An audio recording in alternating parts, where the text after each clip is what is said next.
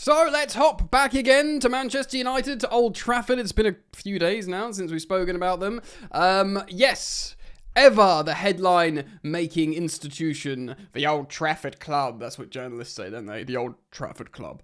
What are they doing? Do they have the money? What striker are they going to get? What's happening with all their unwanted players? We're going to find out, hopefully. Oh, Jesus, just burping into the microphone there. Fortunately, I think you didn't hear it. But I have just eaten lunch. So yes, I'm going to be citing the Athletics deal sheet, the Manchester United section. A great source of information regarding the big clubs, the most followed clubs, should we say. So I'm going to get into it, we're going to react to what's going on, and I'm going to give you my thoughts. I want to teach you the goings-on and offer you my commentary. Hey, but in the meantime, welcome back. Really happy to have you here on the channel. Football Yannick, superb support lately, as always, or certainly what we've been having in the past few weeks and months, so I'm very grateful for that. Thanks, guys. Yes, road to 20,000 subscribers, of course, so thank you for liking and subscribing. Right, so there'll be different contributors here, but The Athletic write, what's happened in the last few weeks? Well, United gave Marcus Rashford, Alejandro Garnacho, Anthony, Jadon Sancho, and Tyrell Malacia permission to return for pre-season training late. Not permission to return to training, but to come back late, to allow them time to find new clubs. That's a lot of high-profile, high-wage problems to sort out there. Rashford was also stripped of the number 10 shirt, which has been reassigned to new arrival Matheus Cunha. I don't think Rashford would care too much. He probably would have been expecting something like that, for he himself has been the one who's been pushing for a move for a little while now. He did that interview with Henry Winter like months ago now, pretty much saying, yeah, it's time to go. Club sources say 5 players have told United they wish to explore their futures away from Old Trafford, but some of the players' camps deny this and say they'd be very happy to report back to training, which is interesting. There might be different reasons for agents and camps to say that. Broadly, I think this is a reflection on how poorly Manchester United has been run for a long time, but I do actually think, chiefly, it's a good thing.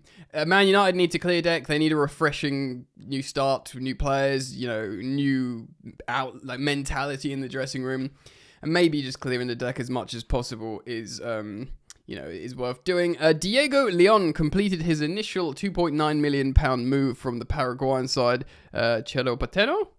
The 18-year-old left wing-back will be assessed over the coming weeks and is likely to acclimatise to English football as part of United's under-21 squad. At least some forward planning if he could become a first-teamer, I suppose. Negotiations continue with Brentford over the signing of Bryan Mbeumo, United's most recent £55 million. Wow, 55 million quid plus a further 7.5 million in add-ons. So that is pretty much the same as what they played for Cunha, 62.5 million. Wait, hold on. Yeah, 62.5 million. Correct me if I'm wrong. I'm a creative, not a mathematician. For the 25-year-old forward was rejected. So that Cunha money, the big money, but it's what you'd expect considering Mbeumo's age profile and his numbers last season. This is the landscape, man. Especially with Brentford, they've lost their manager. They don't need to create, for them to completely ruin the mood, it would have to be quite expensive. Nottingham Forest's imminent sale of Anthony Elanga to Newcastle for an initial 52 million is expected to earn Manchester United about £5 million, which sounds good, but this is a player they sold for 15 million and now is going for like 40 million more, which just goes to show you could obviously credit Forest for playing him for 2 seasons, making him better, but it's not the greatest of a look for Manchester United, though they have got that sell-on clause, which is a little bit helpful. At least they included a sell-on clause in the deal, taking the academy graduate to the City ground 2 years ago, worth 15% of any profit Forest make on him in the future. It's better than a poke in the eye, you'd say, right? So how important is the futures of the out-of-favour players?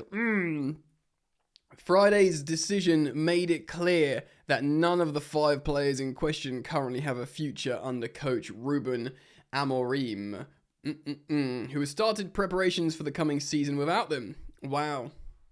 It's like Maresca's bomb squad / non-bomb squad, where everyone was saying to Chelsea, "Oh, Chelsea have made this bomb squad," but he saw it as, well, no, I've just allocated the squad size here. These are the players I'm using.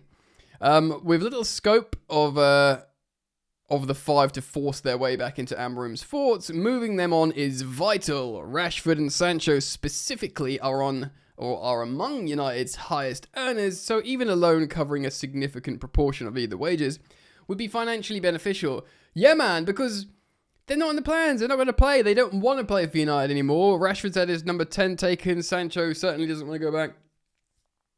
What do you have them playing with the under-21s and paying them silly, like hundreds of thousands every week?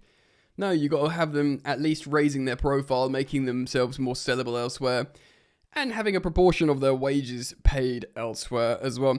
Rashford would prefer a move abroad. We all know it, like Barcelona. Don't know how likely that is.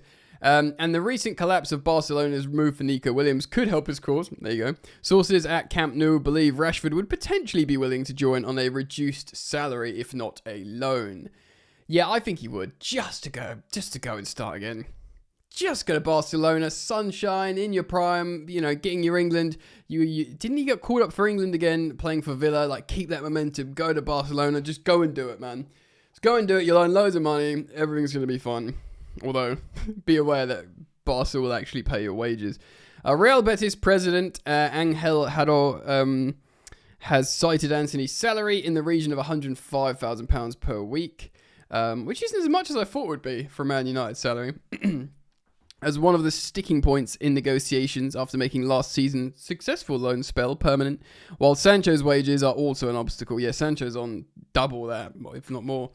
Garnacho has the potential to attract the highest fee of the 5. The 21-year-old hopes to stay in the Premier League. Wow. With Chelsea's interest long established. Wow, I can't see him going to Chelsea.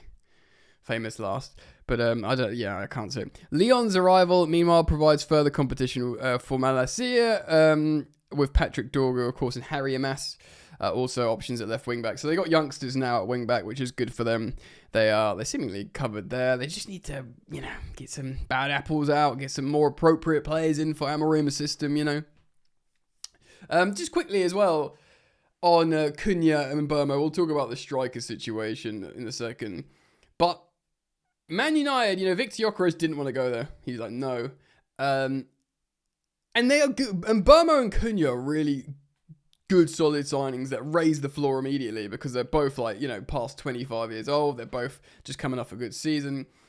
But, this is where Man United are at now. They look to Brentford and Wolves for their blockbuster team-changing signings, which just is not so much a dig at Man United, but a sort of an explanation of the current landscape. Because Man United used to shop, at big old clubs, didn't they? They Angel Di Maria, Real Madrid, and just like big names, big players. And now they're on their knees to Brentford to get forward. It's just a different time, isn't it? Obviously, context is required, but it's pretty wild and, just on the surface. An addition at centre forward remains a possibility, mandatory if you ask me. They need to loan out Højlund, get his confidence back elsewhere and bring someone else in, is my opinion. Despite Cunha and Mbeumo's past experience playing up top as well as out wide, United have been keeping tabs on Fiorentina's Moise Kean, who has a €52 million buyout release clause. So what's that, £46 million? That can be triggered until July the 15th. Ooh, it's only 7 days. United are the Premier League club to have shown the most interest in the 25-year-old Italy international, who has also interest, surprise, from the Saudi Pro League. Fiorentina's acquisition of Edin Dzeko is not part of a succession plan. Yeah, Edin Dzeko, how old is he? He's 39. He's 39!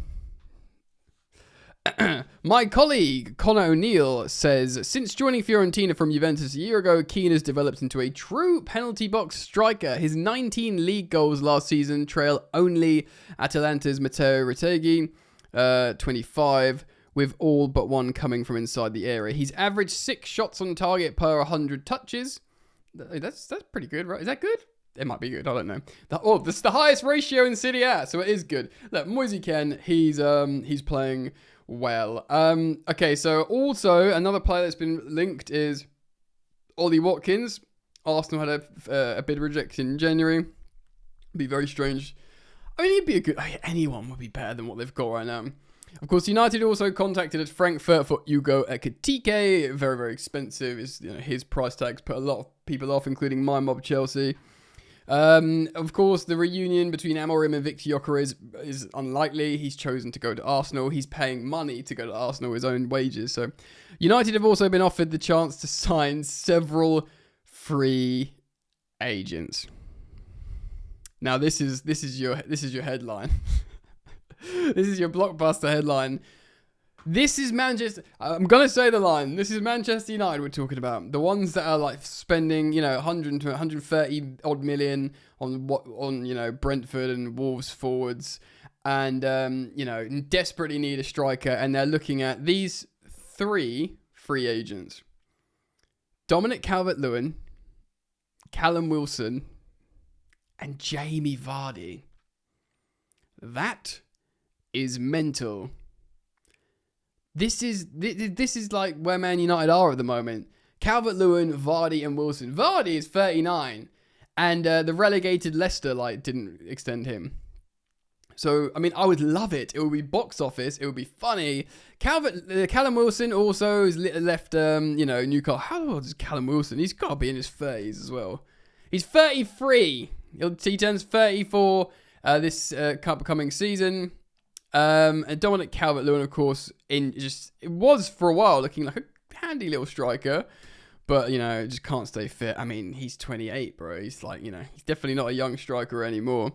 Very funny though. And of course, they want to get a new goalkeeper as well, though. Onana has been pictured back at Carrington. They're looking at Botafogo's John, who's 29 years old, which is classic. There's just been a tournament with a player playing well. Let's buy him to solve our problems.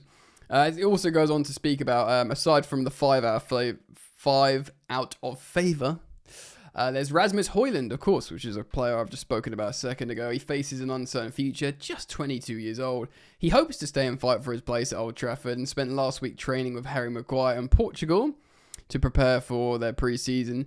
And Altay Bayındır is apparently close to an exit, which is the second choice goalkeeper. That, by the way, just doesn't look good, does he? Wow. So from, your freaking, at the time when they signed the likes of Martial, he was really highly rated, Memphis Depay, big moves going for the young, big talent in world football, getting Falcao at the time. It was oh, he is the guy though.